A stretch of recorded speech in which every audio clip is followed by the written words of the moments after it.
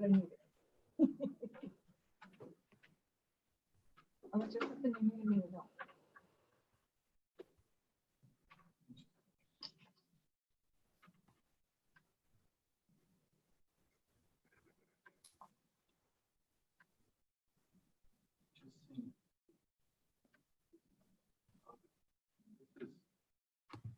Oh, Coming on the heels of. never mind. See, now listen, that's why you take it to go. That's got an open speaker. Well, my earbuds won't fix that.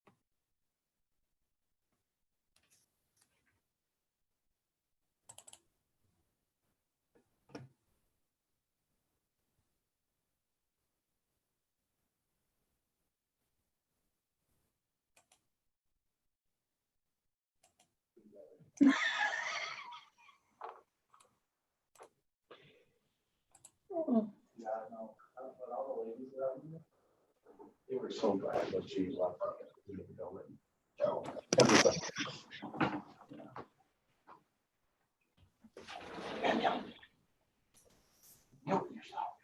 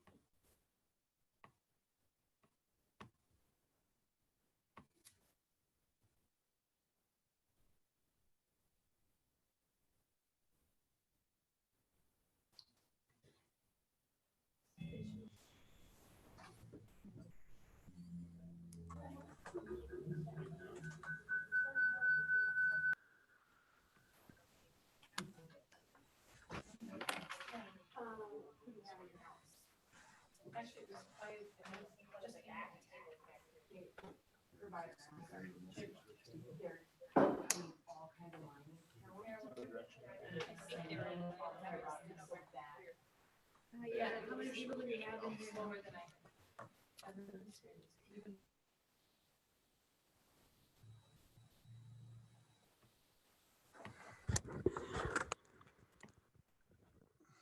To mute your microphone as well.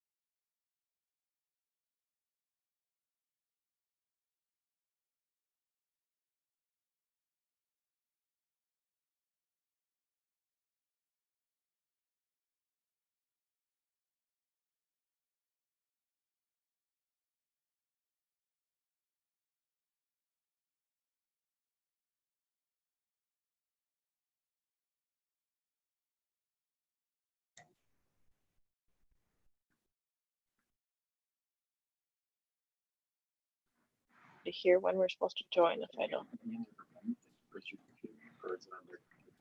No, we need to get in there. The AL, they're awarding to a new ALC director.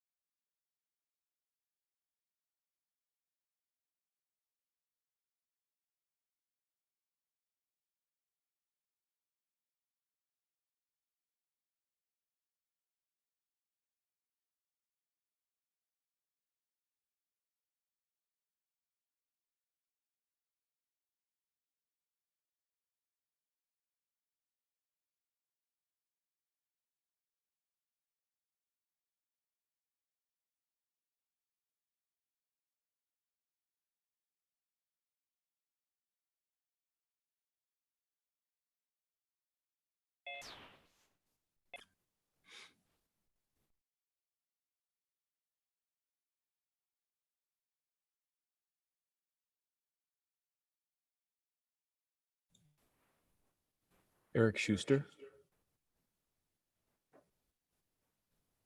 Yes, sir.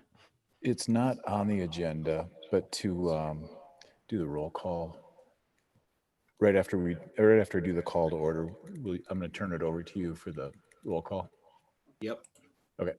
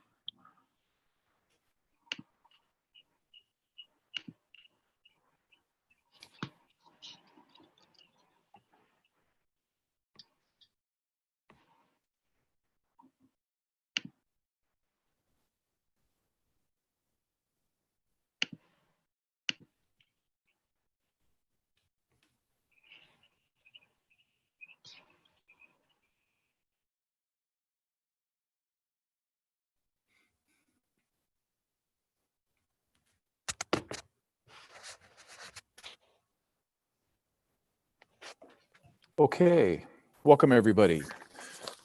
We are the Owatonna School Board. This is Monday. It's June 8th. It's 5:30. We have two meetings tonight. We have a very quick regular meeting that will be followed up by a work session.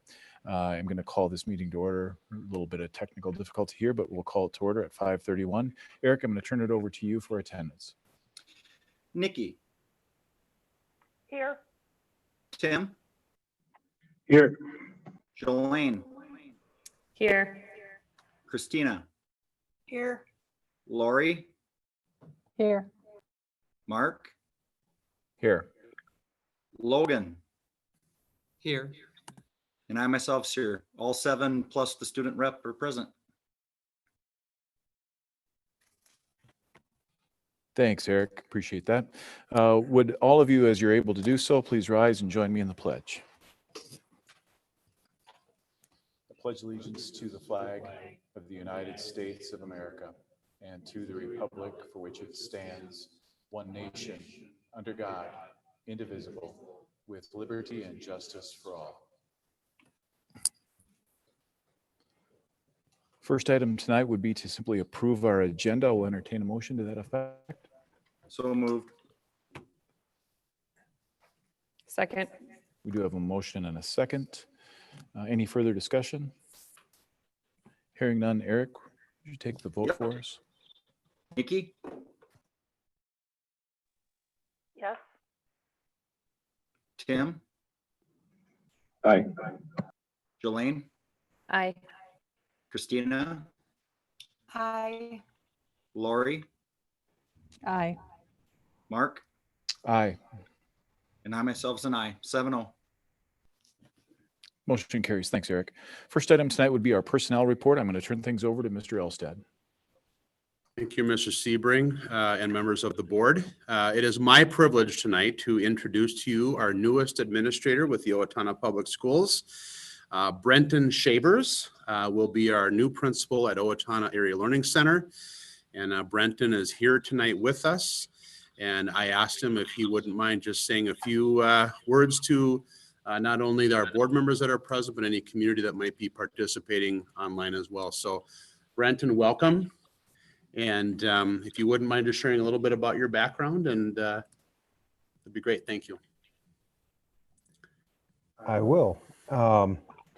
Just a little bit about me. I am coming from Iowa, and where I've been an athletic director, high school principal at our area learning center, as well as a middle school principal previously as well. So I'm just looking forward to moving back into the alternative education realm instead of athletics, and focusing on our students and what we can do to move them forward and get them ready for life after high school. So I'm just grateful to be here with everyone, the community. I've driven around the last, well, I guess 2 Sundays ago and again today.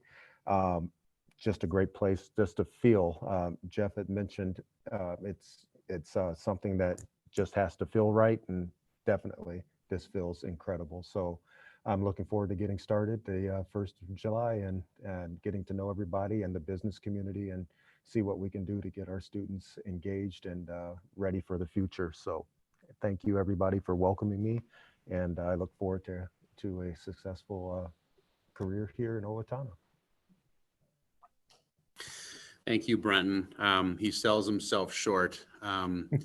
Brenton had 2 really excellent interviews with our panels, and some of the things that our team heard first and foremost was his commitment to relationships. And I think all of you know how I feel and how our team in Owatonna feels about relationships. And when those words were uttered, it was a sure thing. And then hearing his experiences with career and tech ed and wanting to innovate our ALC and move us into that direction again through community partnerships, that decision just became absolutely unanimous of our team. So Brenton, welcome to our district. We're so glad to have you. And I would entertain any questions that board members might have as long as Brenton is here.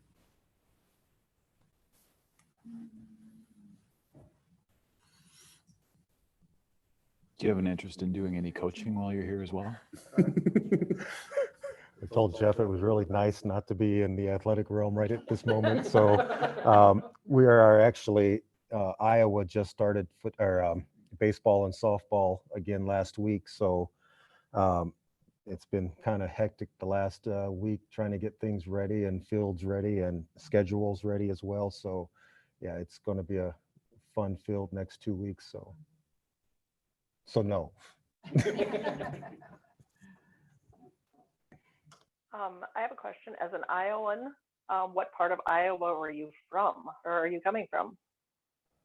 I'm coming from Waterloo, Iowa, Northeast Iowa, Waterloo East High School. Great. Welcome. Thank you.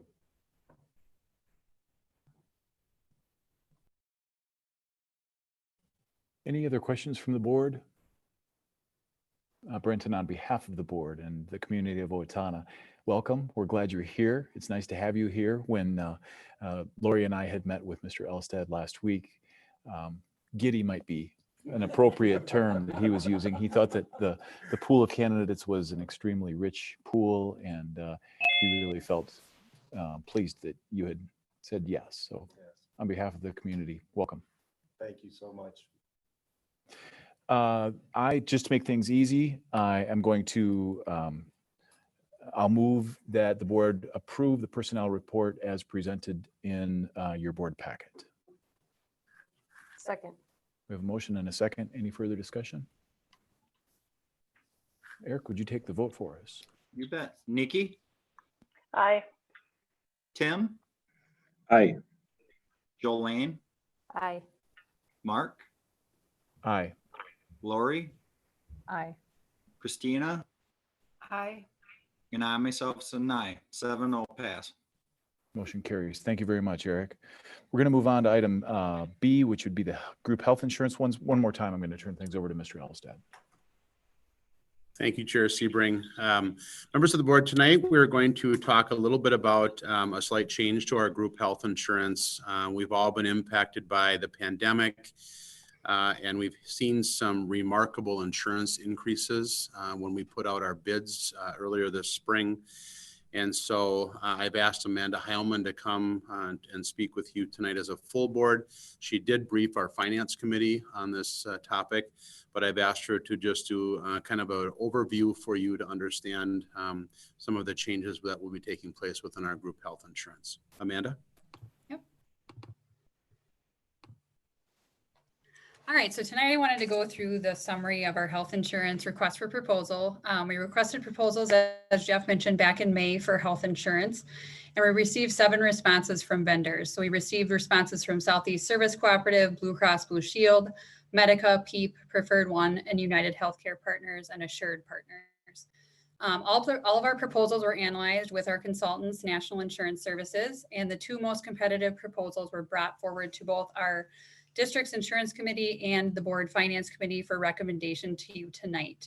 The 2 proposals that we reviewed in both of these groups were one from the Southeast Service Cooperative Insurance Pool, which represented a 19.5% increase in our insurance rates. And that is the current plan that we're currently on. And then we also received a proposal from Blue Cross Blue Shield to go to a self-insured option, which I'll talk about in a second. And that reflects a 12.5% increase in our insurance premiums. So as we took a look at both of those groups, both of the groups, as we met, recommended that we move to the self-insurance option through Blue Cross Blue Shield and accept the 12.5% increase on our health insurance effective for the plan year 9/1. And essentially where we're coming to ask you to approve this tonight is we have about 3 weeks of time where we actually have to get all of this data input into our online enrollment system to be able to start open enrollment for our employees by June 29th. And we have a short timeline because we need to have all of this finished by July 17th in order to make sure that we have everything entered to the carrier so that our employees have insurance starting 9/1. So a couple benefits of accepting this proposal to move to self-insurance. One, we have no changes in plans to our employees. We keep Blue Cross Blue Shield. All the plans that we currently have stay intact. So there's no changes to the employees. This proposal also saves the district and its employees over $600,000 in premiums for the next plan year, being that it's a 12.5% increase versus the 19.5% increase. And this also allows the district to manage its own claims and risk in real time without having to factor in all the other pool members as far as when we look at our rates moving forward. So this creates more transparency, control, and flexibility for our district as a whole. And as I mentioned earlier, we'll keep Blue Cross Blue Shield. They'll be our third-party administrator, and they will continue to process all the claims like they have with the pool. The only changes with accepting this proposal is the major change is that moving to self-insured means that the accounting of the plan comes underneath the district, which means all revenues from the plan, all premiums, all claims run through the district through our accounting rather than running through the co-op. And so then obviously the district will be the ones analyzing and assessing those rates with our insurance consultants, national insurances as we move forward, based on our claims experience and our risk models each year to determine what the increases will be as we move forward under that self-insured plan. And on this next slide, we can just see what the new rate summary will look like. On the left, there's the 1920 rates that we used to be under with the pool, and with the Blue Cross Blue Shield 12.5% increase, you can see what those rates will look like for each of our plans.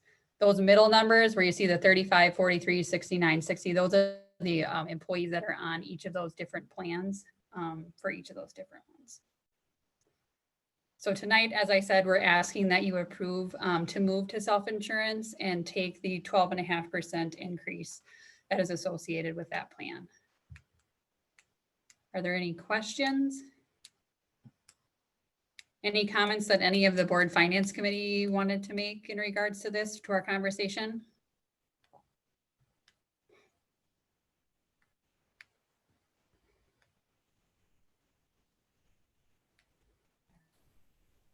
Thank you, Amanda, for those for that great summary. I would just, yeah, for the rest of the board and folks who are interested, I would just let you know that the Finance Committee had a fairly robust and detailed conversation about this issue.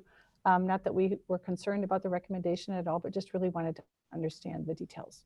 And we were certainly comfortable, I think. Others can join in. I appreciated that union leadership was also supportive of this position. We recognize there's a bit of risk, but at the same time, the risk is so terribly low. And in fact, we're hopeful there will be some additional savings that we may see. Again, no guarantees, but we'll have much more control over our claim experience and then the outcomes. So certainly recommend it. Yeah, and Lori, I should mention from a risk perspective, when we were running these scenarios with National Insurance Services, they ran over 2,000 tests on what would be considered reaching max aggregate expenditures, which means, you know, everyone has high claims for a year. The plan kind of essentially goes to the max. And in the 2,000 trials they ran, only one of those 2,000 tests actually hit that we could potentially hit the max aggregate expenditures, which was really a 0.6% chance that we would hit that. So it's a very low risk as far as moving to that self-insurance that we would max out the plan under that scenario. Any other board members with questions? I do. So going to self-insured, would that require any additional increased personnel to help manage this from an internal perspective? No, from an internal perspective, the accounting piece obviously will come under the business office, and between, you know, Sarah and myself and a couple of our other staff members, we should be able to take that on. Since Blue Cross Blue Shield will be handling the third-party administration, so they'll still be processing claims and handing out, you know, explanation of benefits to our employees. We won't need to bring any additional staffing on. Before we actually vote on this, I'll turn things back over to Mr. Elstad for any closing comments. I think it's worth mentioning, and Amanda, of course, has put this great information together, but it is worth mentioning that we're one of the only districts of our size or larger that is not self-insured, mostly because it allows us, as she mentioned, it allows us to manage our own risk. And our employee base is big enough. We have enough people that take insurance from the district that it gives us the flexibility. Moving forward, we believe that it allows us an additional opportunity to manage our rate increases in a better way, because we can see our own utilization. And again, many other districts in the Big Nine are doing this, and those that aren't, probably Owatonna and Mankato, are choosing to take the self-insured route if not now, but very soon for the Mankato district. So again, just another piece of information to know that this is not uncommon for a district our size to venture into the self-insured market. Thank you, Mr. Elstad. As all of you know, we generally try to allow enough time to introduce topics of this size and let it sit for a week or two before we actually take action. And because approving this tonight would afford Amanda and her team just a little bit extra time to really get it prepared and roll it out in the best way that she can for the staff, we are asking that we would take action on this tonight. So with that, I'll make the motion that we approve the change to a self-insured format as presented by Amanda Heilman and found in our board packet. Seconded. We have a motion and a second. Any further discussion? Eric, I'll turn it over to you for the roll call vote. Yep. Nikki, Aye.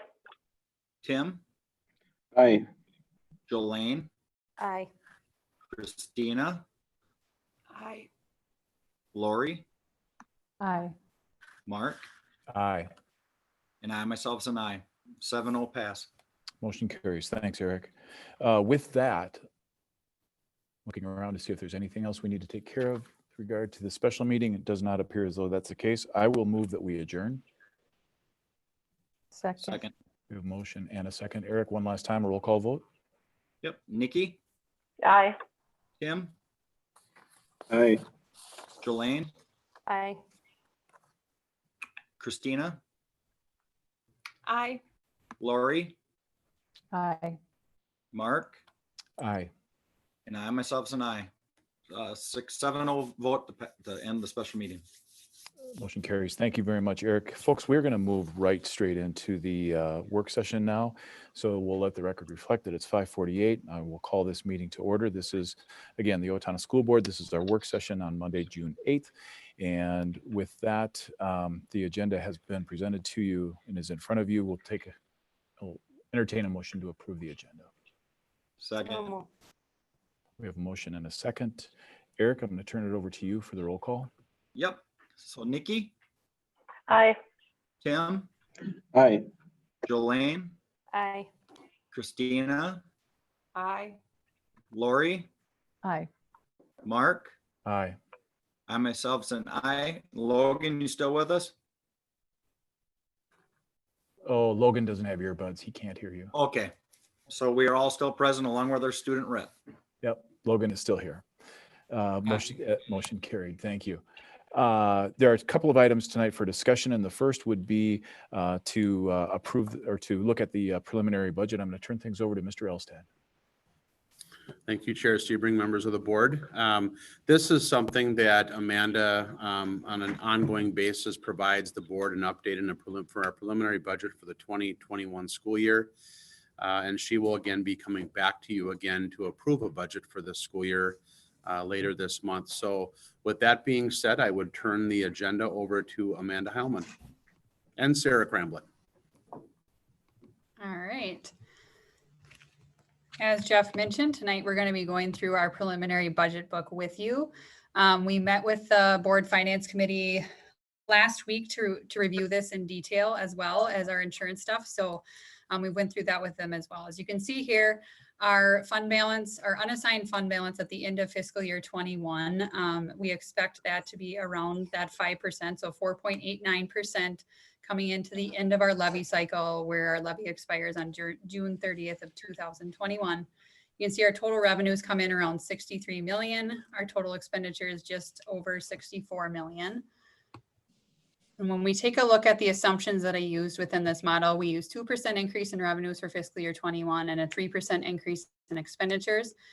We have achievement and integration grant and revenue expenditures that I included for the second year that is in place. And as you recall, our board target for unassigned fund balance is 8 to 10%. Our current operating levy expires, as I mentioned earlier, on June 30th, 2021. And our fiscal year 21 per pupil levy amount currently is $1,206.90 with the inflationary factor. Within this budget, as you'll recall, in fiscal year 20, we did make budget reductions of $500,000, and in fiscal year 21, we're making budget reductions in the tune of $2 million.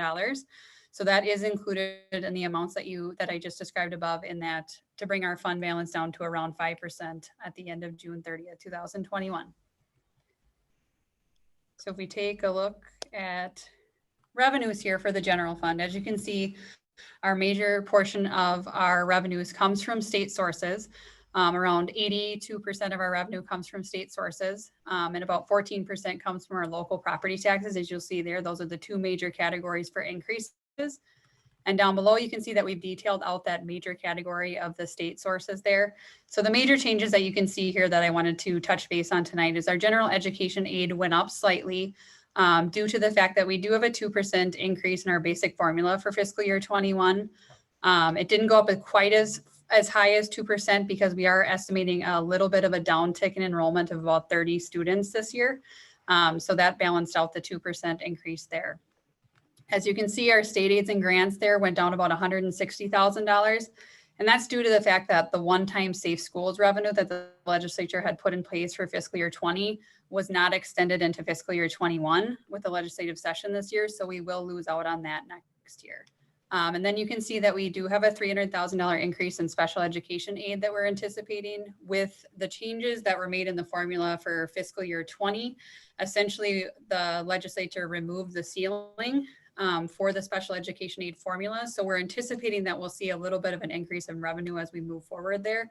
So we are projecting about a $300,000 increase for next year. So overall, you can see above here, the overall general fund revenues are planned to go up about $1 million from fiscal year 20. And as I mentioned earlier, that 82% and the 12% for local property taxes is the split for our general fund revenue. The rest comes from obviously a small portion from federal sources, which is 3%, and then all other sources, which is interest and things like that. As we move forward, we know interest rates are going to be fairly low, so we are anticipating some drop off in revenue from that as well. As we take a look at food service, you can see that we have a slight decrease in revenue that we're anticipating as we move forward. A large part of that decrease is in the federal sources. We are just anticipating some lower revenue in our second chance breakfast at the middle school for next year. Community service really isn't changing much at all. We're going up about 1,700 there. So we got some in the state sources, we're going up in early childhood family education aid. And we're going down in our federal sources with the adult basic education allotments that we have been provided. So that all in all really isn't changing much at all. As we take a look at our OHS building construction fund, this is our new construction fund for the new high school, which we'll be talking about very soon after this. And so as you can see, the revenue is changing drastically because our bonds came on in fiscal year 20. So that 600,000 that you see for the revenue here is just simply estimation of interest that we're going to be earning next year on those bonds that are in our accounts. The building construction fund underneath that is for our old bonds, our 2015 bonds for the projects that we're still have left to complete at the OEC. So we still have some money left and we're anticipating a little bit of interest revenue there as well of about $50,000.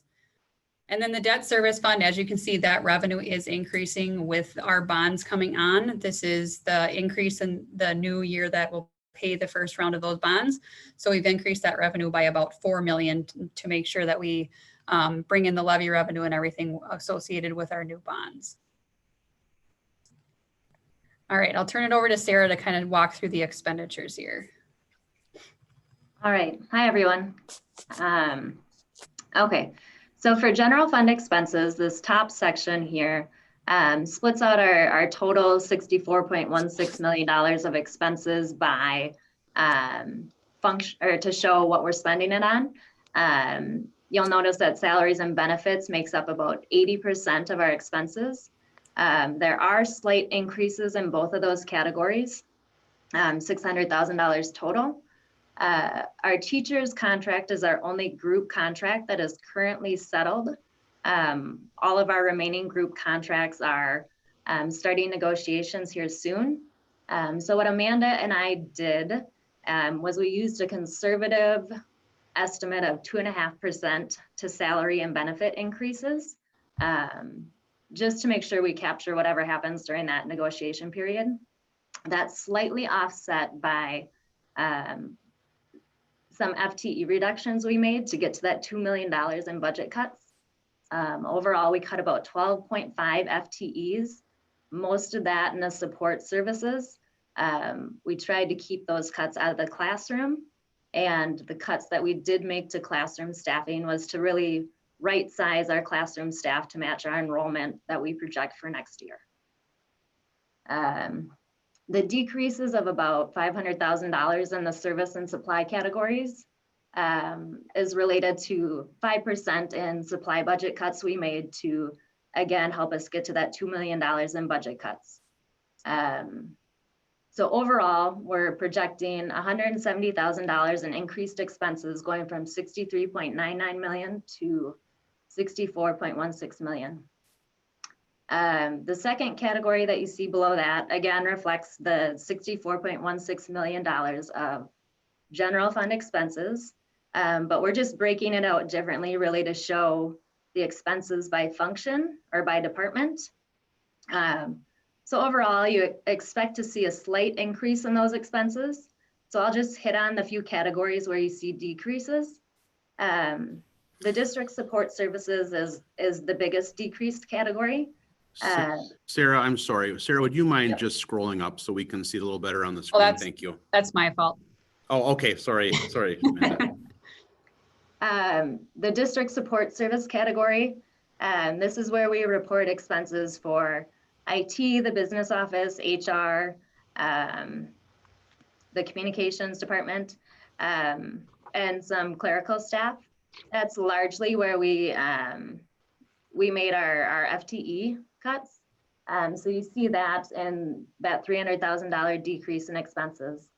The regular instruction category also decreased very slightly. Again, you see a lot of that 5% in supply decreased budgets in this category for a lot of classroom supplies. Also, there are a few FTE reductions in that category. And then every other category reflects a slight increase, just really related to that 2.5% estimated increase to salary and benefits expense. Any questions at all from anyone on this page? As we take a look at the pie chart down here, you can see that we spend about 81% of our expenditures on instructional and pupil support services. As you take a look at those breakdowns as Sarah was mentioning earlier, it's just shown in the pie graph here.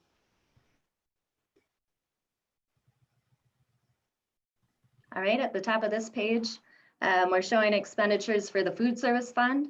We're really not anticipating much for a change in expenses here. Again, in the salary and benefit category, you see a slight increase for those estimated 2.5% contract settlements. And then you also see reductions in the supply and service budgets, just due to, again, to trying to maintain some cost savings. The community service fund, overall, not a big change there either.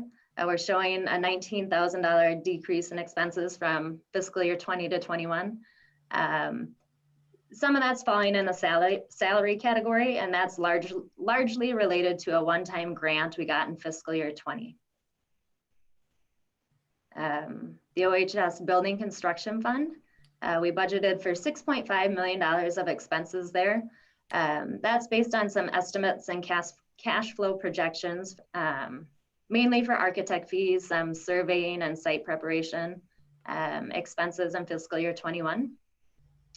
The Building Construction Fund, again, we budgeted just to spend the entire fund down in fiscal year 21. That depends on the timing of projects and how bids come in, but we're hoping to get that kind of spent down and settled up by the end of next year. And then our debt service fund shows a pretty significant increase, but you also saw an increase in the revenue when Amanda touched on that. Again, related to the first payment on our 2020 OHS building construction bonds. So this next page here is the fund balance summary page that we'll ask you to approve at the June 29th board meeting. So this just has a summary of everything that we just went through, revenues, expenditures, where we think our unassigned fund balances for each of those categories is going to come out at. On here, we also added the Health Internal Service Fund, which you just approved us to go to self-insurance. So that is on there, as you can see right before the Dental Internal Service Fund there. So we projected revenues and expenditures essentially to mostly break even as we move through, and then we'll see how the performance of the fund goes next year moving to self-insurance. Something we didn't touch base on, the trust fund that we have listed on this fund balance summary. I'll just remind you that that is our museum, our OHS Museum Trust Fund. We hold some of the funds for that program, and they are spent through our district. So that's the OHS Museum. And then Dental Internal Service Fund, we're already self-insured for dental. So we have that on there as well in a separate fund. And then as far as the rest of this, here's our operating capital budget that we present in the numbers that you just saw, but we like to give you the details so that you can see the breakdown of what we are spending our operating capital expenditures on throughout the year. So there's a lot of different categories on there, so you can take a look at that in more detail. I'm not going to go line by line on that specifically.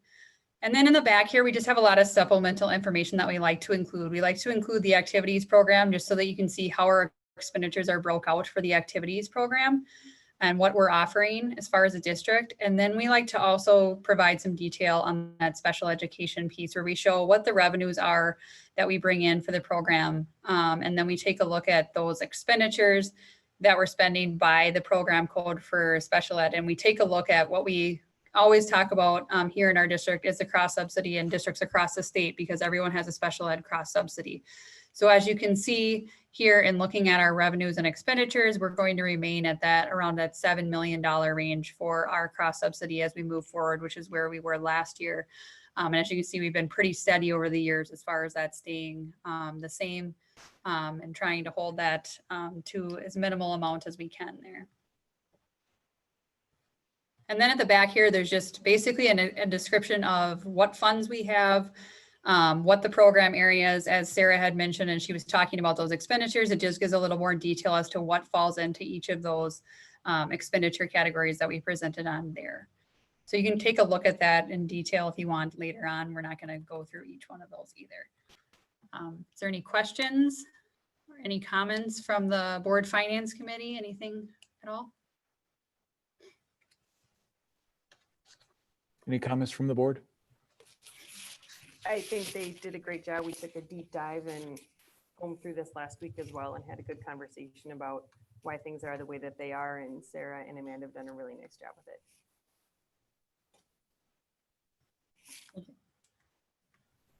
Amanda and Sarah, thank you very much. Mr. Elstad, anything to add? I do not, thank you. Okay. Just one point of clarification. I think in the presentation, Amanda had cited June 29th. And in fact, I believe we are going to be changing that meeting back to June 22nd. So just to offer that amendment. Okay. So with that, again, thank you very much to Sarah and Amanda for that preliminary budget update. We're going to move on to item B, which would be the new high school planning report. One more time, I'm going to turn things over to Mr. Elstad. Thank you, Chair Sebring. Members of the board, tonight I'm very pleased to have Sal Bagley and Paul Aplikowski with us from Wold Architects, as well as two members of our core planning team, Steve Benson, a mathematics instructor at the high school, and Kelly Rooks, who's one of our community members representing tonight, again, the core planning group that worked diligently through this process and did not let a pandemic stop their efforts. And so I'm proud tonight to turn this over to Paul Aplikowski from Wold, and he will indeed get us started. And so the board can see tonight the work that our planning team has done. Thank you, Paul. All right.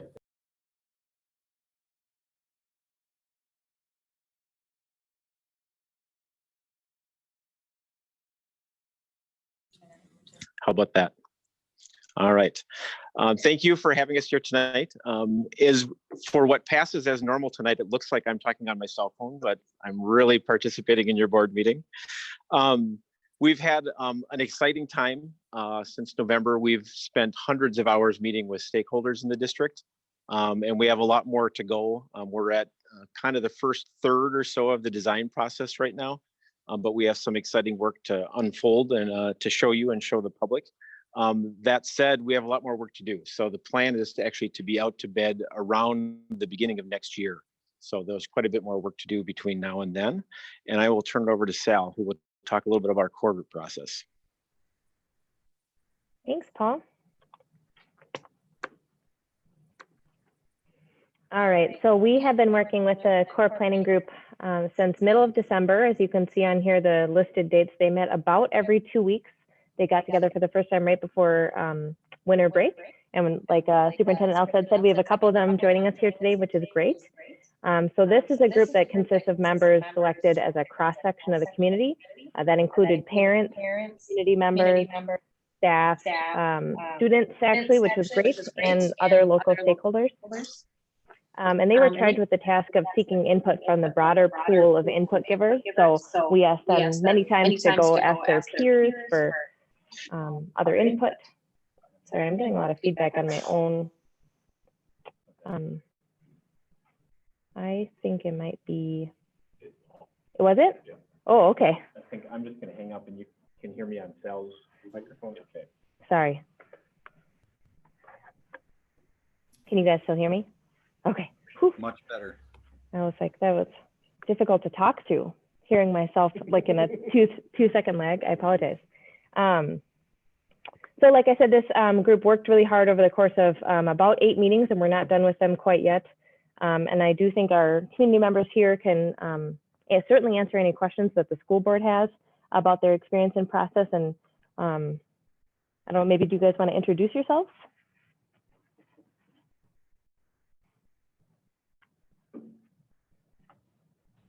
I'm Steve Benson. I teach at the high school. I work in the math department there, and I've been with these guys now for 8 meetings. Is that right? That's a lot of the time for it. Hi, I'm Kelly Rooks. I work at Federated Insurance, and I have a couple kids or at least have a daughter who will be an incoming freshman with this new high school. So I was very excited to be part of this process. Thanks. So on this slide, we do have a list of all of the core planning group members. All of their names are listed here alphabetically. And like I said, it's a pretty wide variety of staff, students, community members, and parents. So that group worked really hard, and we'll show you the kind of the efforts of their labor over the next few slides.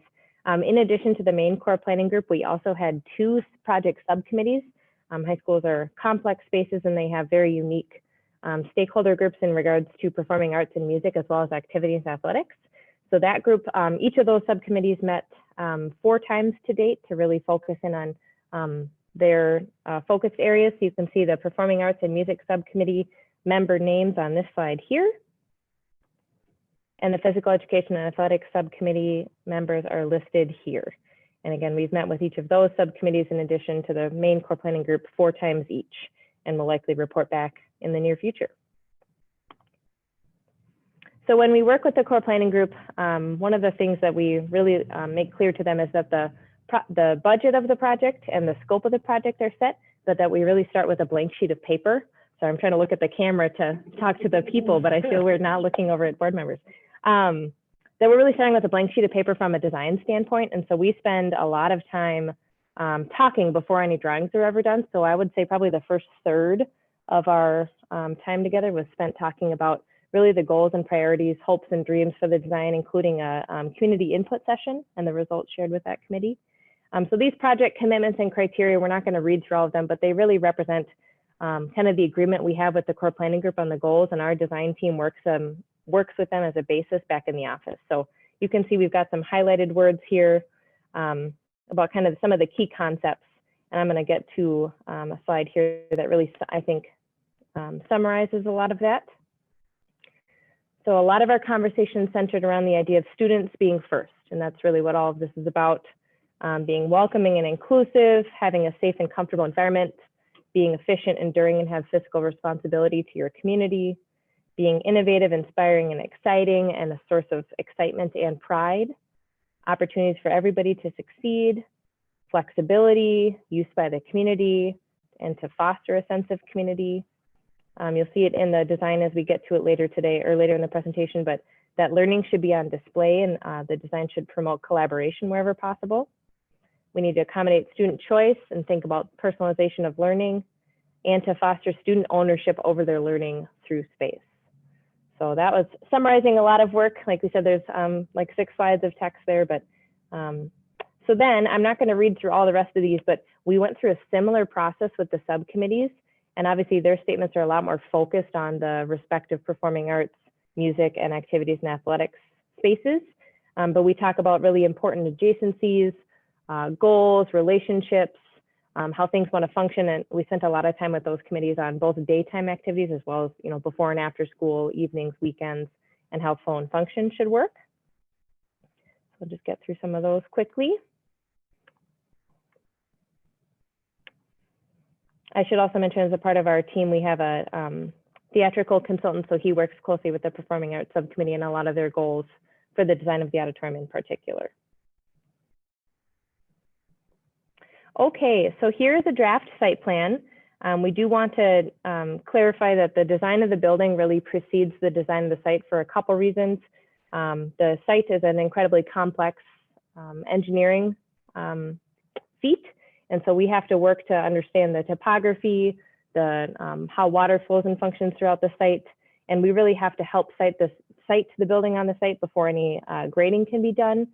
We also have to wait for reports about wetland delineations and soil borings. And so what we've worked with as a core planning group to date so far is really basic relationships. And that's why you see that conceptually laid out here on the site. So showing the building, we'll get to the floor plan next.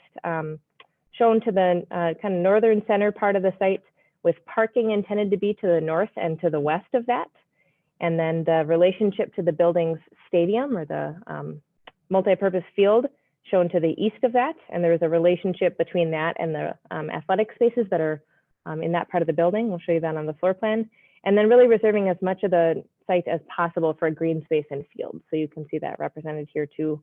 Couple other things, if people aren't familiar, there is a wetland or a waterway that goes through the site there. So there's an existing crossing, and the intent is to use that crossing to have access to fields on the far eastern side of the site.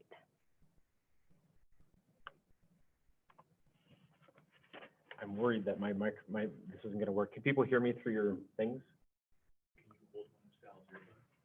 Why don't you start talking about the city, and I'll dial in. We can hear you. You'll just have to speak up a hair through hers.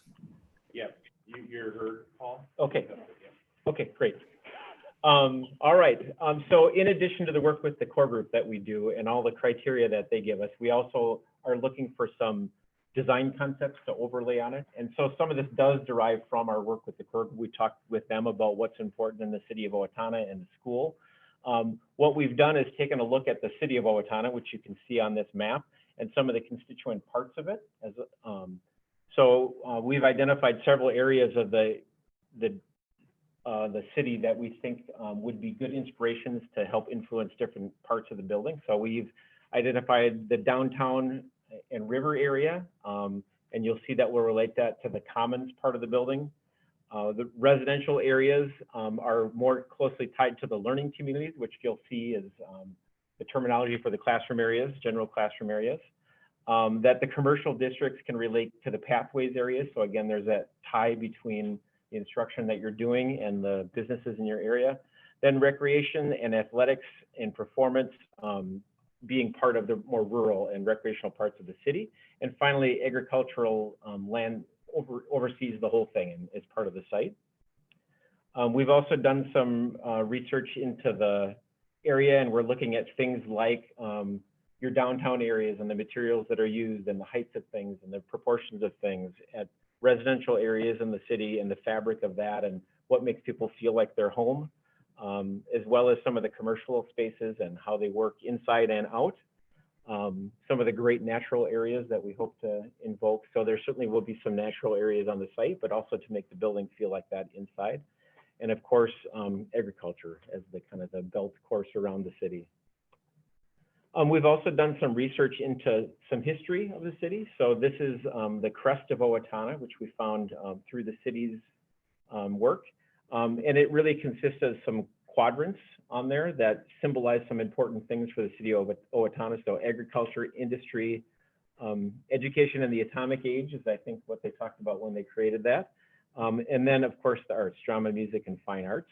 And also that whole, the mythology or the history of Princess Owatonna and the river and how your city really became to be founded. And then the idea that the shield of the crest represent a long tradition, history, and strength of the city. And last but not least, Owatonna is a very prosperous place, so the cornucopia representing a symbol of abundance for the city.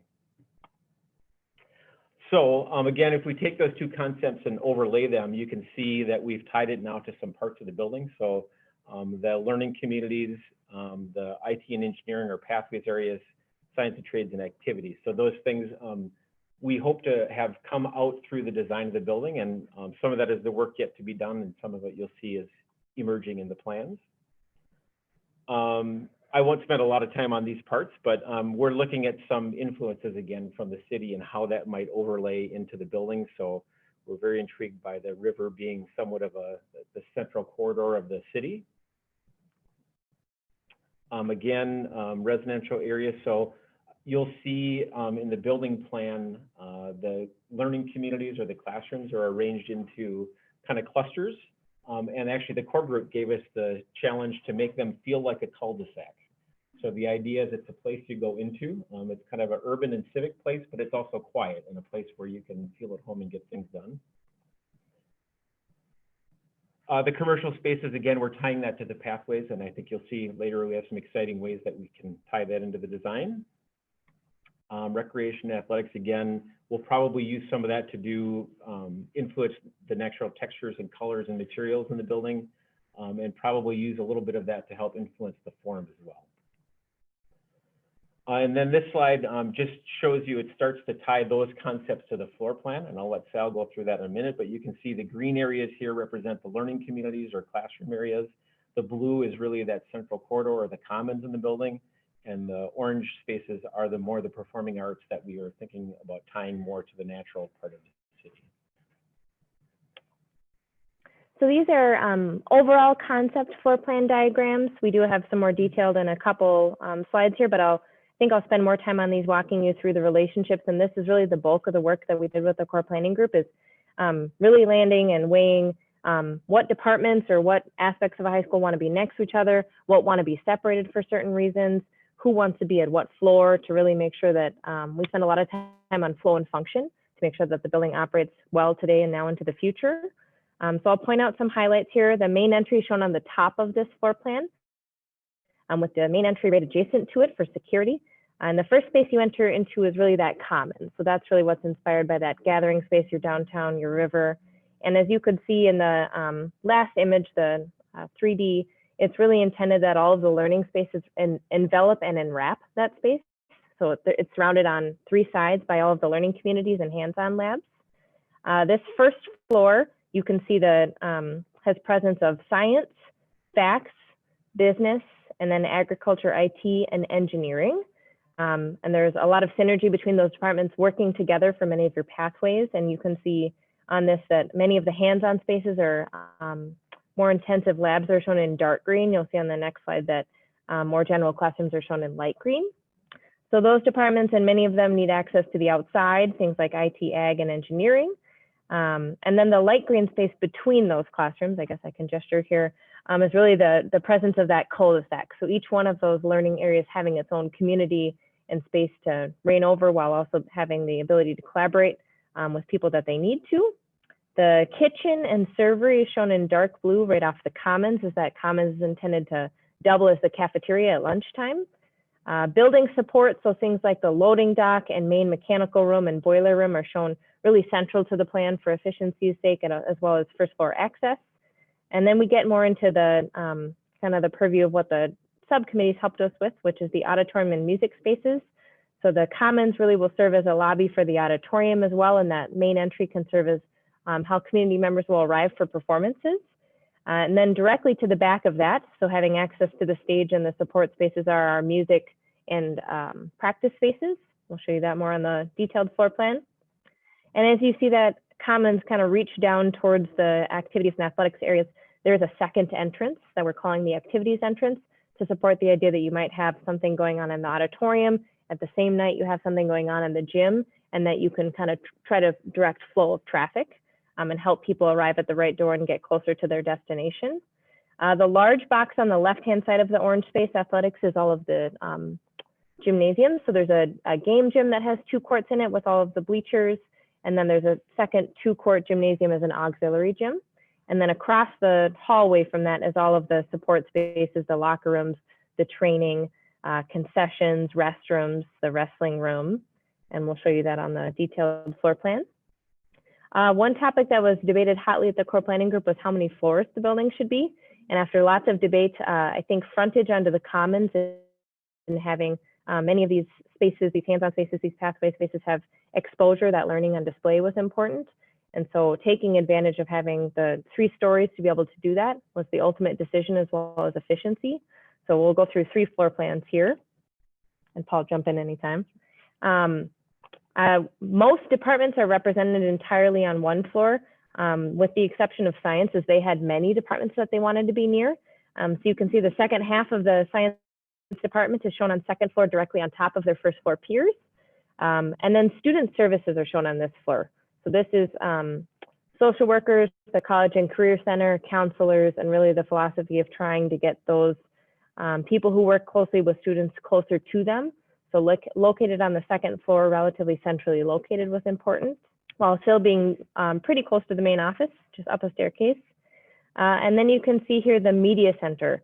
It's really on the 2nd floor, directly centrally located and having a strong relationship with the commons. You'll see that in a few images here. And it's flanked on either side by the really 2 halves of the English department. And then there are 2nd floor aspects to both the auditorium as well as the athletic side. So while the auditorium does not have a full balcony proper, it does have steep raked seating for good sight lines. And so you can get out the back of the auditorium, and that directly lines up with the 2nd level of the building. So you can see a walkway across there in that light red, as well as the both gyms, the game gym and the auxiliary gym, having a walking track fully around them. So that lines up on the 2nd floor of the athletic space, as well as the fitness and weight space are accessed off the walking track level. And last but not least, 3rd floor. So here we have several of those learning communities, those cul-de-sac concepts. So towards the north, right on top of science, is the social studies department.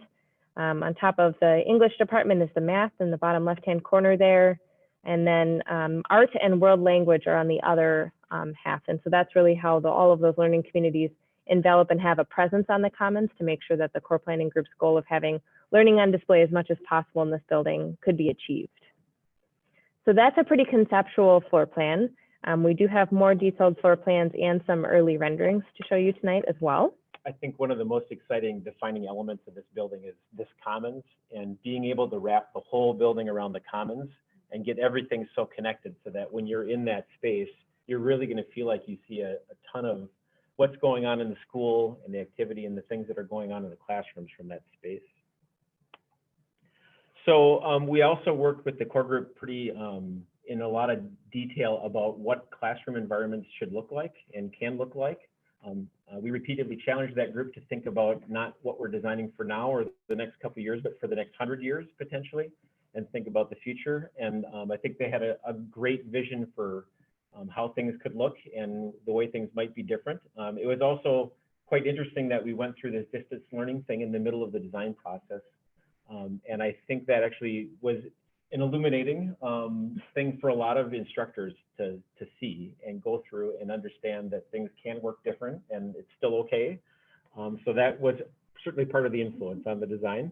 So these drawings that are in front of you are just diagrams, and there's some early things we started out with the group to talk about how educational space can be shaped and how you can have a classroom and then flexible space adjacent to the classroom, and how those two can work together so that you can kind of break out of the classroom box and do different things and give more opportunities to your students. As well as an important concept that you'll see in the plans in a little bit here. Actually, some of the classrooms are more open and more connected to their learning community. So you can see that represented here, that the ones with dark lines around them would be enclosed classrooms and the other ones are more open to the space. And again, that's where this idea of the cul-de-sac emerged, that if you're in that area with your colleagues and your peer students, you just kind of have a bigger classroom with more people in it. And the idea is that you can actually create more specialized classroom and instructional spaces by doing that, and then share the spaces amongst yourself so that you have a little bit more variety and some different tools at your disposal. And then this is an example of one of them as we're creating now. So you can see that there's, this is 5 classrooms. The darker 4 of them are more or less fully enclosed, although many of them have significant size openings that can open up into the central common space. And then 2 of those spaces on the bottom and the right there are actually open classrooms or 3-sided classrooms. But again, they're only open to that department's flex space in the middle. And then we're doing some interesting things. Sal was just pointing to those 2 rooms. Those rooms, we are planning to put an operable partition in. So those rooms can actually be opened up to each other and provide you a 60 student roughly teaching station. We talked a lot about the forum that you have in the high school now and how that gets used. Well, in this building, you're going to have basically 5 or 6 rooms that are about the size of the forum to do different things with. And that's part of the flexibility that we can create with this kind of an environment. Each one of those spaces also has a staff area. So that's what's shown in gold on this. That is adjacent to that. So the idea is that the staff will have a professional office space in there, some collaboration space in there, and then be able to connect and share in the learning communities. Okay, so these are the more detailed plans. I will clarify that we're at the end of the phase that we call schematic or early design development. We finished schematic design, and we are about mid-process or maybe 40% of the way through the user group process. So we have met with all impacted users one time, and we are starting a second round tomorrow morning. So you can see here that these plans are starting to become much more developed than the overall 4 plans that I spent a lot more time on, as we are starting to understand level of detail of where are doors and in which direction do they swing. If there is glass, how high off the ground is it and what are we looking at? And we will eventually get to the level of detail with those users of where are light switches, where are outlets, where does the phone go? We've spent a lot of time quantifying equipment and special power needs, as well as spending that first round really getting all of your staff caught up to speed on the design too. So there's been a lot of exposure to this over the past 3 weeks, and we greatly thank Corey Kath and Bob Olson for the facilitation of getting those meetings set up at what is already a busy time of year in a very busy year for you. Other things you're starting to see pop up on this floor plan are, as we learn more and more about the building, we start to layer in engineering and support services. So anything that's in the gray is really things like elevators, elevator equipment rooms, data rooms, electrical rooms, starting to know more and more about the size of the boiler. You can see some banks of bathrooms are starting to get understood of how many fixtures might need to be in each one. So there's a lot more detail shown on here, as well as starting to think about where in the building you might want to be able to close a set of doors and have an event in the commons, but not have people all throughout your cul-de-sac environments. And so kind of those types of conversations are just starting to happen. And like I said, we meet with every type of space user. So I think it was about, about 40 meetings over the about a 2.5-week time period, and we're just about to embark on a second round of those. And we fully expect to need to meet with some people again in the fall when they come back. So we're trying to gather all that input before people are unavailable over the summer so that we can really spend a lot of time engineering and then come back with new questions. So there's a few things on here that are a little bit easier to see. You can start to see the presence of some of these learning communities that Paul was mentioning, and the kind of the relationship between classrooms and their flex space right outside. I think in particular, some of the larger spaces like the auditorium and the game gym and auxiliary gym, you can see the detail here. So in the auditorium, one of the main decisions that subcommittee had to make was really the layout of that auditorium and how steep the seating is and how close the seating is together and how deep the aisles are, and try to set some prioritization. So you can see there is a what's called a cross aisle. So about midway through the auditorium, there's a walkway where you can go up some steeper rake stairs to the back half of the auditorium or some lower rake stairs towards the stage. So you can start to see some of that level of detail in the relationship of the auditorium and its stage to the scene shop and the acoustic shelf storage and the piano storage, and being able to get on and off the stage from the music suite, as well as the access for the green room and the music rooms to be able to load equipment and buses and vans to the exterior. So, and how those departments kind of integrally work together, as well as the detail in the activities and athletic support spaces. So starting to develop what are the athletic locker rooms versus the PE locker rooms look like, starting to learn a lot more about numbers of lockers that are needed every season by gender, as well as the bleacher seating here. So you can see the game gym shown here. So the intent is that it's striped for 2 courts in a practice scenario, and then the 1 central game court, and surrounded on all 4 sides by bleachers. So there's larger banks to the what's planned north and west here, or north and south here, but also some banks on the east and west, and the ability to access those both from the game court level or the walking track level. So you can see on the 2nd floor here, the larger banks of bleachers are able to be accessed from that walking track that goes around the entire game gym, and then that walking track continues on 3 sides around the auxiliary gym. So you can either have a shorter loop or a much longer loop. And then here's the health and PE classroom, weight room, and fitness space that are accessed directly off of that track. I don't think we talked about it back on the in talking about the core planning groups and the subcommittees, but for all 3 of those committees, we did go tour similar examples. And so they got to go see the pros and cons of different arrangements and how space can be utilized. And we spent a lot of time talking about tour likes and dislikes of that group. And I think a lot of that has shaped both the auditorium and athletic space on what some of your peers have done, peer school districts. On the 2nd floor, you can see that back of auditorium access here that lines up with the 2nd floor and some stairs and an elevator. And then again, some of these learning communities. So these look much more like the example Paul showed on the previous diagram. And on the 3rd floor. Another exciting part of the plan, if you'll notice that there's a number of spaces that surround the commons. So on this, we have the digital studio. We have one of the social studies classrooms there. And if you go down, there's a science lab, the English labs here. We're imagining that classroom is likely to be more about communication and probably have some vocational aspects to that as part of the English department. And then on the first floor, there's a number of things. There's the nursing lab, the digital lab down there, and some other spaces that all surround the commons. And part of what we're doing again is taking all of those pathway spaces and trying to make them become visible on the commons. And you can see we have a rendering, a preliminary rendering of what that commons might look like. So in this view, we have just walked in the front door. We're standing right about near the main office and looking out over the commons, which of course doubles as the cafeteria space in the building. And then we're looking up at each of those kind of colored boxes represents one of those pathways or feature spaces, signature spaces within the building. And then some other pieces on the left side, that brown shape there is the beginning of the auditorium, and down the hallway to the left there is the physical education space. The servery is kind of off in the distance in the left, so that's where students will go in and get their lunch.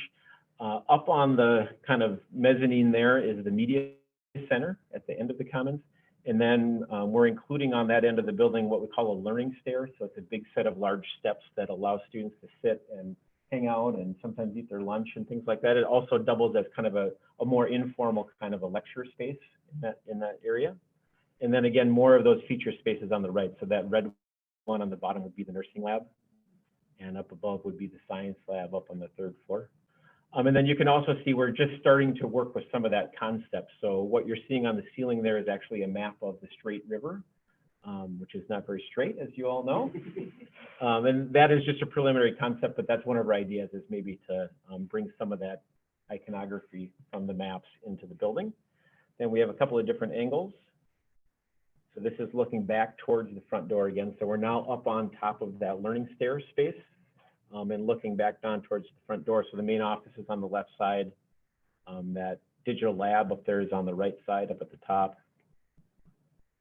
And those English rooms would be on the right side there. And then again, the auditorium mask can be seen a little bit better in this view. I think we have one more. And now we've just moved a little bit over into the center of that mezzanine space, looking back out over the commons. So these views are certainly preliminary. They start to give you an idea of the volume, but I would imagine by the fall, we will come back and have much more specific materials and construction and all that kind of stuff for the commons area. Overall schedule perspective. So you can see on the left-hand side here, the different phases of design are listed. So there's planning, so really before the referendum passed. Then schematic design, design development, construction documents, and bidding, and then finally construction. So we have just finished schematic design that went through the end of May. And here we are at our board presentation in June. And we have just now, like I said, into the design development. So we've started that user input. We certainly have some more work to go on that. And then other coordination that's going on is meetings with the city or other authorities having jurisdiction like the county and the traffic study and things like that. So that will be ongoing through design development. And as Paul mentioned, we have it listed as September X 2020 right now, as we're imagining we'll want to come to an early fall board meeting to give you another update. And then we will roll into construction documents preparation after that. So really throughout the fall through January. And the intent is to do bidding in early 2021 so that you can start construction in spring of 2021. And for those who don't know, the intent is to open the building for fall of 2023. So you can see down the very last line, occupancy in August 2023, which is a little bit more than 2 years for construction, which is typical for a building of this size and scale. And I think with that, we'd invite any questions. Certainly want to thank our core planning group members who are kind enough to come here today and answer any questions the board has, but also thank all of the people who have participated so far. You saw certainly a lot of names on all of those slides, and that does not even begin to represent all the user group meetings we've had as well. So thank you. Before we open it up to the board for questions, boy, we can't thank you enough for the presentation, Sal, and Paul, and as well to Steve and to Kelly. Thank you very much for the energy and the effort that went into this. I'm sure that once you got partway into the community input, you asked yourself, will we ever find a resolution to this? We'd love to hear your comments at this point. I can give you some general comments. The process that they talked about, we probably spent 3 or 4 meetings talking about philosophy about the school, and people are ready to dig into details and ask all sorts of questions about things that I had never thought of, and they just backed us off and talked about philosophy for quite a while. And we didn't, until we got to the user groups, we didn't start talking about the details that would matter to me really. But I think we're getting there. Even since the last user group meeting, I'm seeing things now that are making me feel pretty good. But there's so many things involved in this that, teachers don't know about construction design, and architects don't know a lot about teaching. So there's been a lot of patience that we've needed. So it's been kind of a long road, but I think we're getting where we need to go. Throughout several of our meetings, they did a great job of challenging us and what our concepts of classrooms were and what they could look like, and how can we bring things to the future but still keep it flexible for what might happen 20, 30, 40 years from now. And I think even Paul has told us many times in the last 5 to 10 years, there has been a lot of change in the educational world, how we teach, what things look like. So we're just hoping that we've made really good decisions, and it was definitely an interesting process. Steve and Kelly, thank you. I, at this point, would like to open it up to the board for questions or comments.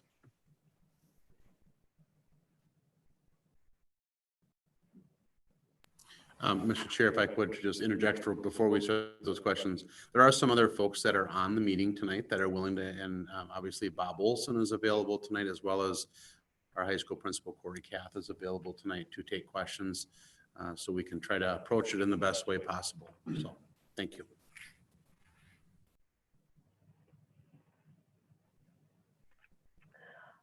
I have a question. So I know that when we were initially doing some of the tours of the existing high school, some of the comments, at least some of the comments that spoke to me, was the elevator situation, where people were literally having one elevator to go all sorts of different spots. Do we have the elevator situation kind of marked out? I guess, again, I'm not a map reader, so I'm not quite great at identifying where those elevators would be. Well, sure, that's understandable, as they're pretty small in the scale of this building. So we are currently showing 2 elevators. So I'll point them out to you. That being said, we are pretty early in design development, and that's some of these gray spaces, like I said, that are just starting to pop up. So we are showing 1 elevator right here, kind of in the heart of the academic area, and that connects all 3 floors of the learning communities.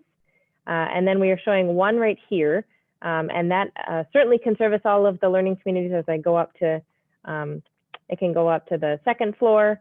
But this elevator is also intended to create access for the back of the auditorium, as well as the walking track and other activities and athletic spaces. But I would say maybe to characterize where we're at in design, we had a conversation earlier this afternoon about the location of that exact elevator and if it's been placed exactly right to serve community members. And so we're currently showing 2 elevators, if that answers your question. Yeah. Okay, great. And do we think that that is enough for, I mean, what we need based off the student population? Paul, do you want to speak to how many elevators would be typical in this size school? I'm not sure there's a right Sure. answer. Yeah, I think I would say at the beginning of my career 20 years ago, it was probably 1 in a school this big. But we've learned some things. I think districts have learned some things over time, and it makes sense to have 2 because it provides you some redundancy. If one goes down, you still have another one active. And then as Sal pointed out, we're really designing them around 2 different functions. So certainly they can both serve during the academic day, but really for activities, you want one out there that's connected and accessible to the people using the auditorium and the gyms. I should also point out that any building built in this day and age needs to comply with the American with Disabilities Act.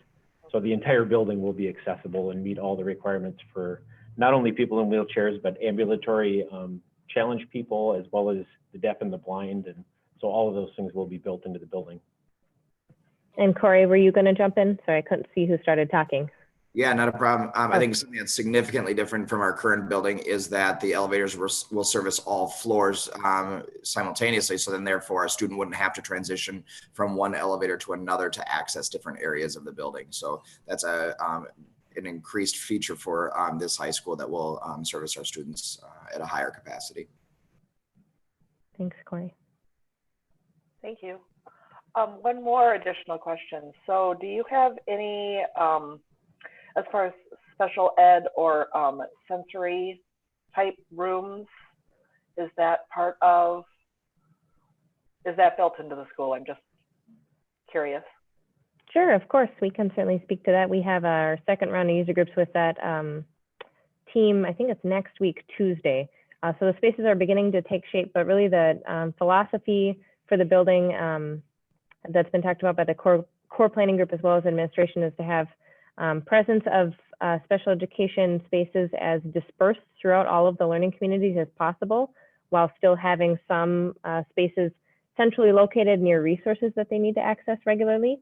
So we've got some spaces located directly near admin here for students who might be more medically fragile and access the nurse more regularly. And actually you can see even on this scale, this space that's got a door and the little dashed circle in it, that's actually, it's a special education suite room with a dedicated bathroom and then a motor and sensory space. And then there's presence throughout the building. I'm gonna just jump up a floor. So you can see there's a collection of spaces here, there's a collection of spaces here, and a collection of spaces here. And as we work through the user group, sometimes the request has been for more calming space or breakout space, or as you mentioned, sensory space. So some of that's still taking shape. I don't know, Corey, if you have any other thoughts, but there is presence on all 3 floors. I apologize for not covering that in the floor plan review. Yeah, some of the spaces are very well designed for specific programs that we have, such as our STRIDE program and our Discovery program, as well as we would loop into that discussion as well our REACH program. So especially designed for a program that meets the unique needs of students. Then from there, it is looking at how we can have the least restrictive environment so a student can get the resources that they need to be supported. And that's why many of the special education classrooms are within department areas too. So then therefore, if a student needs support or needs to engage in a resource model, they would have quick access to that, as well as that it'll foster collaboration between the core teachers within that department and within our special education staff too, which is not a feature that we have right now because of proximity. Thanks, Corey. Thank you very much. It looks awesome. Thank you. Other board members?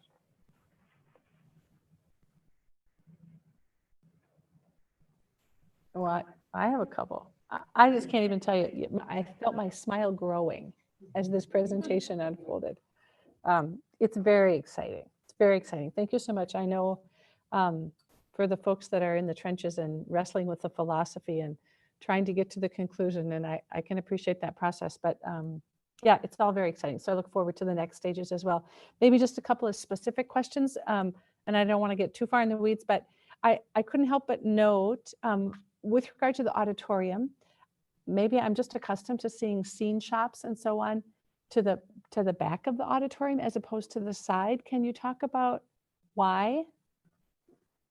You want to talk to that one, Paul? Sure. The real key is that it be connected to the stage so that you can move scenes from the stage onto the and vice versa. So what we've found in a lot of cases, it really helps to wrap the music department around the stage. So one of the functions that most people value in an auditorium is being able to go from stage left to stage right without being on the stage.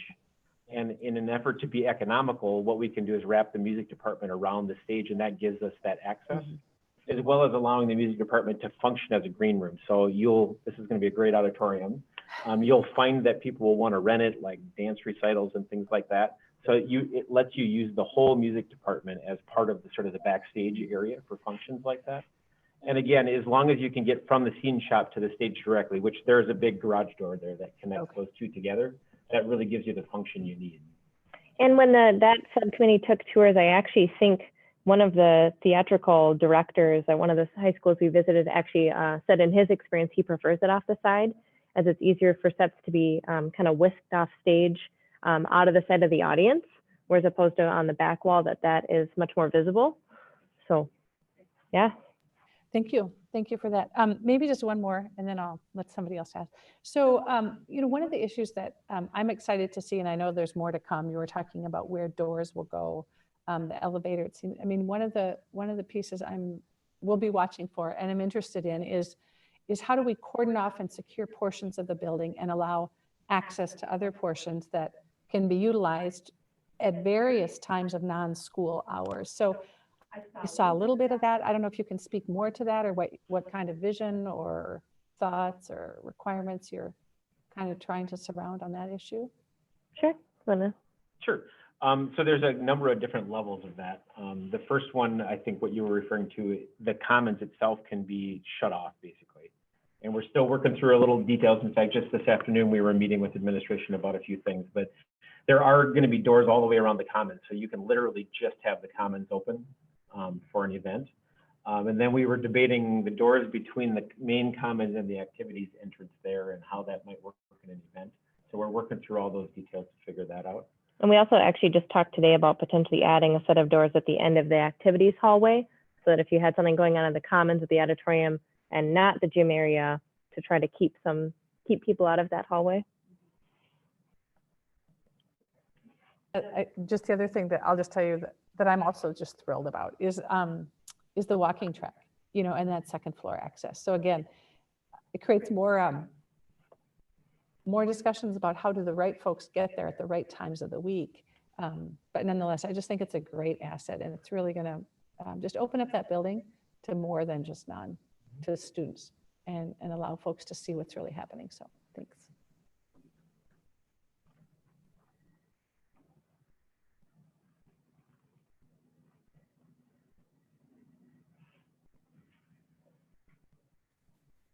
Tim, Christina?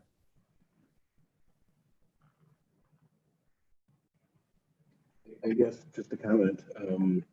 I really like seeing something somewhat concrete here now. It's been watching people having meetings, and suddenly now we have something we can say, hey, this is starting to move forward. I think it's great. Thank you. It's taken the work of a lot of your stakeholders to get here, so we appreciate all the time they've put in. It takes a lot of patience, but I assure you, after having done this for a long time, it's the best way to create a building that is made for Owatonna. That once you start showing solutions, people get kind of tunnel vision. So that's why we spend so much time on concept and trying to understand what you want the building to be first, so that when we come with drawings, it matches all of those things that you were looking for. So it's a painstaking process. It's a big building. It's a big deal. So we're going to make sure we get it right. How about you, Christina? Anything to add or questions that you might have? No questions, just great job by everyone who's been working so hard at getting this all put together.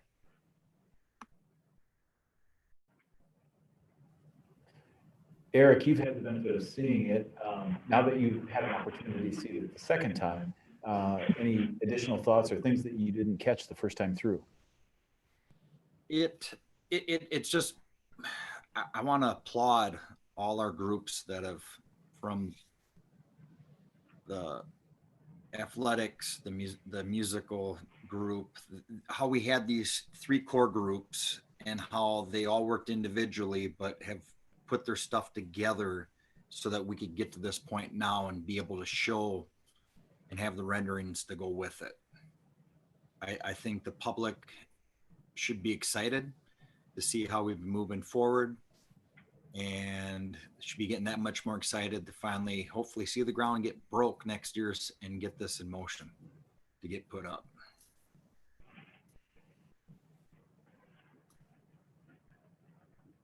And incorporating, you know, our shield here representing Owatonna and putting all those concepts in the river, and it looks like Lake Comire off there at the end of what we got up there right now. You know, you have the open flow right now looking through the commons area, and just, it's going to be beautiful. It'll be a beautiful addition to Owatonna.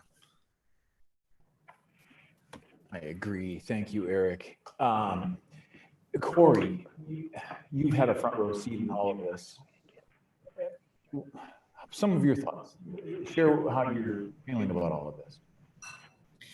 Yeah, I think a lot of credit has to be given to the core planning group for truly wrestling with and grappling with the vision that we know of education now, with what we see as the possibilities and opportunities 50, 25, 100 years from now.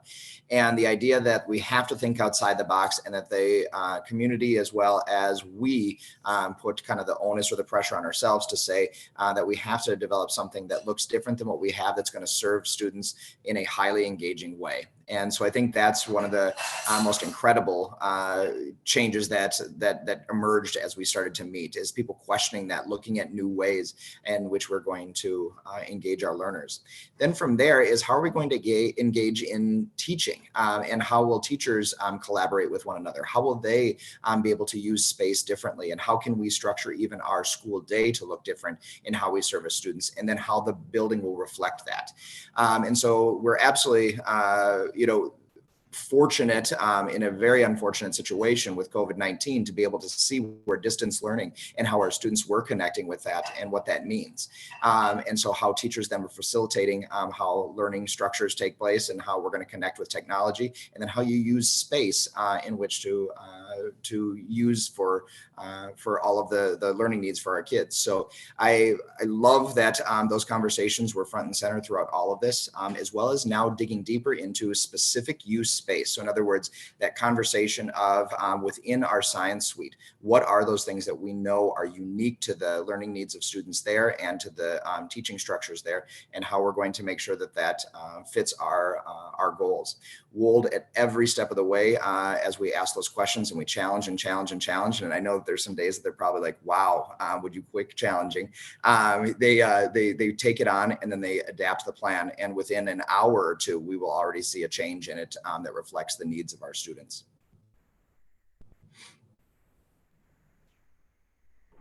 Thanks, Corey. But this hasn't changed from when you saw it at 4, so no worries. Sometimes it changes in hours, but not between 4 and 6 today. Hey, Bob Olson, can you unmute yourself? And Bob, you've been really instrumental. I mean, you're probably one of the people that you're like mortar. You're holding a lot of these various groups together. Tell us about your thoughts and tell us about the process that you've gone through. I think you're being a little too nice, Mark, but I'm going to say how proud I am of our entire community right now. Listening to people talk and watching this process from the very first core planning meeting. And I saw the frustration on the committee members' faces. Am I right, Kelly? She's shaking her head, yes, and Steve, too, because we've done this before with some of the other buildings that we've done in the past. Watching this has been amazing. The transformation from frustration to excitement. Listening, Wool does a great job of listening. And like Corey said, there are times we have a meeting, we come back an hour later and the whole darn plan has changed because they listened to what the user groups or what the administration has talked about. Our community is going to be very, very happy with the project that we have coming up, but they're even going to be more happy with what the final product's going to be. So I just sit here with a smile on my face and look at all the smiles that people are looking at. I've showed the pictures a few times to a couple of my family members and the excitement that they have. I know we're moving down the right road. And the next part of this road is going to be the guy that we haven't heard from yet, and Jason Rentmeester, who's on the line as well from Kraus Anderson. He's going to take a huge job and get us to what we really need. So again, this is for our students, this is for our community, this is for the staff members, and I can't be more proud of the team that we have put together. So thank you for letting us present tonight. Hey, Jason, I know that you're on the line with this call, and I see you just unmuted yourself. Your thoughts? Love to hear from you as well. Yeah, I think it's fun to watch these buildings come together in this manner, and I think we've worked with this Wool team in the past before, and we're looking forward to. I think it's just neat to watch this stuff come together. And knowing how the details are coming, and it won't be very long, and we'll be breaking ground, and I think that'll be a pretty exciting event that we'll make sure to put on a show for you guys or get something put together that you can be excited about. And yeah, we're excited. We've got some things in mind to take you along the way, I guess, right? Between some photos and some drone stuff and some different things that we're going to be doing to pull everybody into the construction. Jason, thank you very much. This is just a tremendous amount of information for all of us to digest, and it's my understanding that a good amount of this will relatively soon be available on the school district website for people to take their time and really peruse through all of the work that you've done so far. I want to turn things back over to Mr. Elstad for some comments.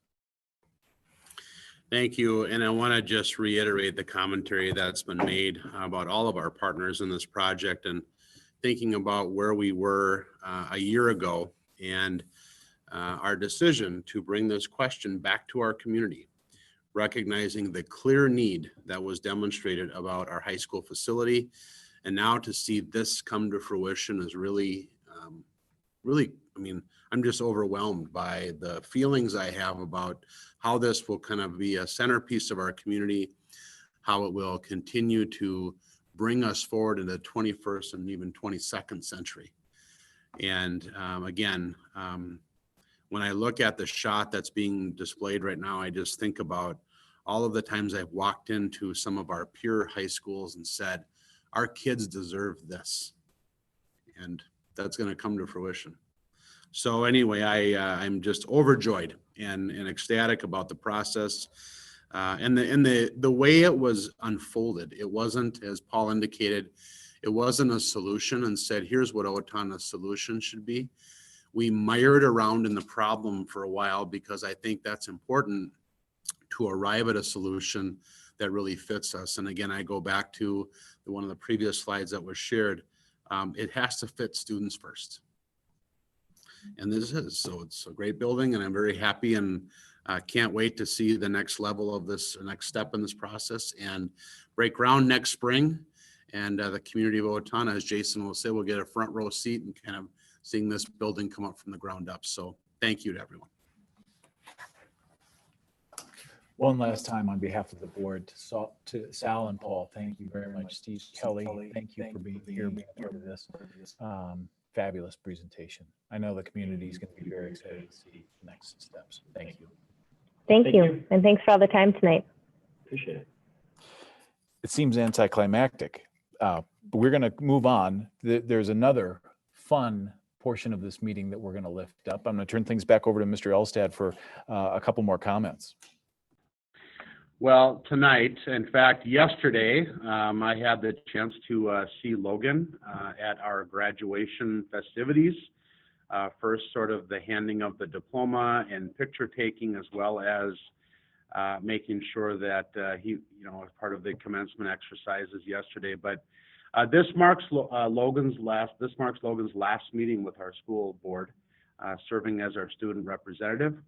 He has served us well for 2 years. In fact, Logan, you were the pioneer with this. You're the very first student representative of the Owatonna School Board, and you have been here through some interesting times. You've been here through a time when we had racially motivated incidents, and kind of gave a student perspective around that, and how we could learn to come together and learn more as adults and how we serve our kids. You've been here through 2 bond questions that were posed to the community, and now finally wrapping it up with a pandemic that we've never been through before. So Logan, you've been here through some really interesting times in our school district, challenging yet joyful. And I can't thank you enough for your dedication to our school board and your dedication to the students of ISD 761, and you will be missed. And so I will pass it along to other board members that want to provide additional commentary. Well, along with Eric, we've held down this end of the table as long as you've been a member, I think.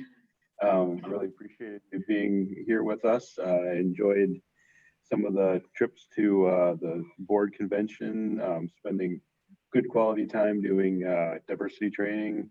Really had a great opportunity to get to know you, and it's been a lot of fun. Agree. It was nice having you on our end. Logan, we've got to hear all the stories from you for the last 2 years of being with us, from getting your new car to getting to sleep in some of those days when school wasn't in session. You've always brought a smile to our face and enjoyment to the board. And we can't wait for your replacement here that's been voted in to take your place and start up at the next meeting. Logan, I wish you all the best. I'm super excited for you to come back the first year on some breaks and just give me an update of your social life, your studies, but you're going to do really great things. I'm really proud of you. Good luck.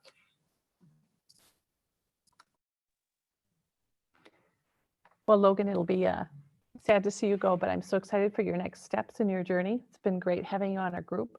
I learned something about you recently that I was not aware of. So I understand you have some aspirations for corporate law or things related to that. So that's the field that I work in. So if you have any questions or want some career advice down the road, I know a few folks and you can come by and visit. It'd be great. Good luck to you.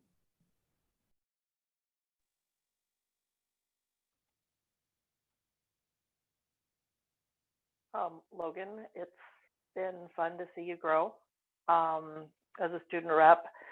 I remember when you first started and we would have board forum and you would just simply shake your head no, you didn't have anything, to now sharing some of your adventures with us, which has been fun to learn. So I've loved seeing how much more comfortable and confident you've gotten in sharing with us. I wish you the luck and hope that you will take this positive learning experience with you as you go on to college and bigger and better things.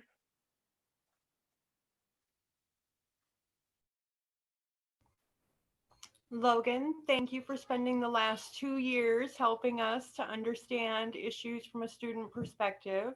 I've appreciated your time on the board, and I'm so excited for your graduation and what you're going to be doing in the future. Thank you, Logan. Logan, I'm going to echo the sentiments of the board as well, and thank you for the time that you've spent with us. You showed up quiet and unassuming. You're leaving quiet and unassuming. And if we can do this, Tim, could you hand Logan an earbud and unmute yourself? Logan, give us an idea of what the future holds. What's tomorrow bring for you? So, first of all, I just want to thank you all for the kind words. 2 years ago, okay. 2 years ago when I signed up to actually apply to be the student representative, I didn't think this is how it would go. a lot of things have happened, like Elsa said. I didn't think I'd be ending it in a pandemic. I'm glad I did it. I'm happy. I'll have to take this experience with me. I'm glad I've learned so much about local government. Well, the best kind, you know. I will be going to Eau Claire this fall. Hopefully it's not online. Hopefully I get to go to the dorms, but who knows? Hasn't been said yet. I'll be going for international business. Yeah.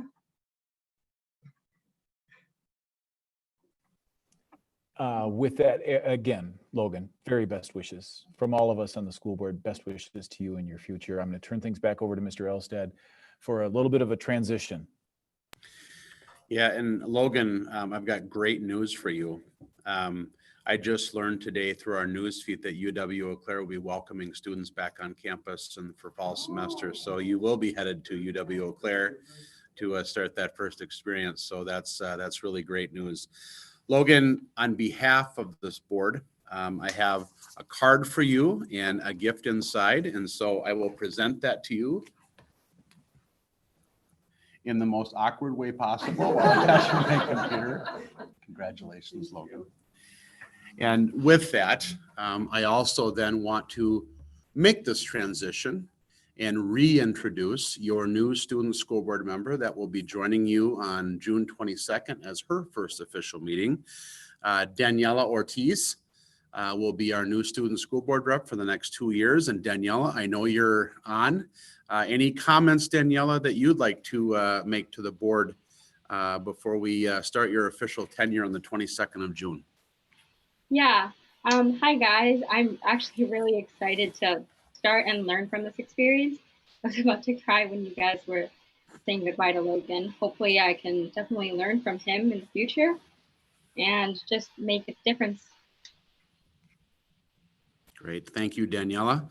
And so with that, I think that's all we have in regard to that item. But Logan, once again, good luck to you and thank you. Daniela, welcome. Logan, best wishes. We will do a quick transition here and address the board forum, item 4, which is board forum. Eric, anything for you tonight with board forum? Just everybody make sure you hydrate. It's hot out there. Christina, how about you? Graduation was fantastic. Thank you all for all of your hard work in getting our graduates recognized. Nikki, Nothing. Jolene, Nothing tonight. Lori. Nope, you've heard from the finance committee enough. I think we're good. How about you, Tim? Just to second Christina on the graduation ceremony, to have my nephew graduated, and it was, I think, as good as it could possibly have been considering the scenario. So thank you for everyone who did that.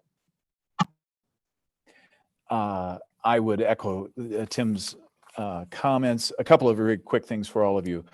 And I didn't address this at the very beginning of our true school board meeting. There were no cards tonight for public comment, so there was nothing that was inadvertently being left out. We just didn't have any cards or any submissions. Mr. Elstad did a quick follow-up to Amanda's presentation.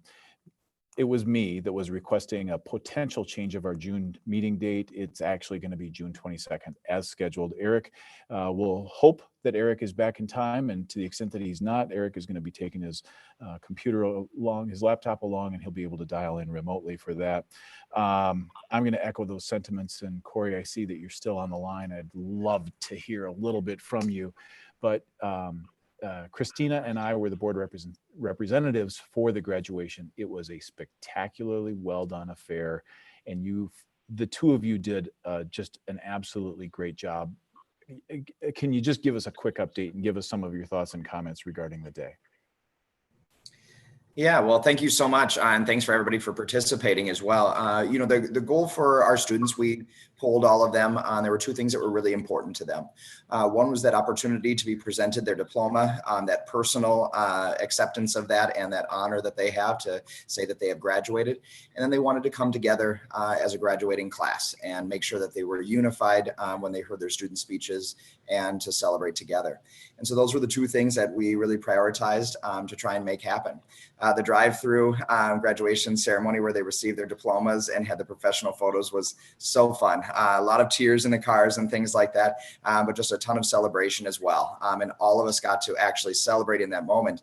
And many people reflected that how personal that was, that they actually got more time to be congratulated and make a connection with the people that were working at this, because it was all staff. So it was pretty cool to see those connections. And then from there, the commencement ceremony, it was quick, but no matter what, it was that we were all together. Many said that they were really thankful for air-conditioned vehicles. And so that was a beautiful thing.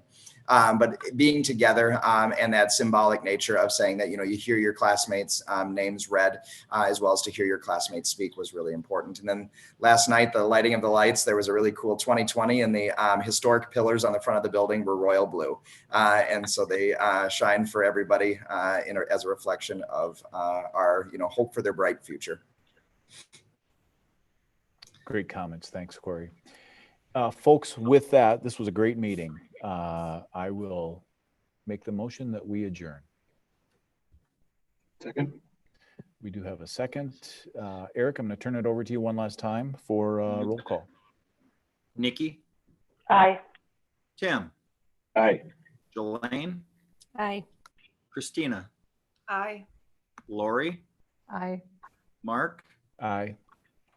Logan, for your last time, I'm going to get your vote. Just nod your head. Aye. And I am myself as an aye. So 7-0 plus Logan for our last time with him as student rep. We'll consider that to be the icing on the cake. Meeting adjourned. Great meeting, folks. Thank you very much.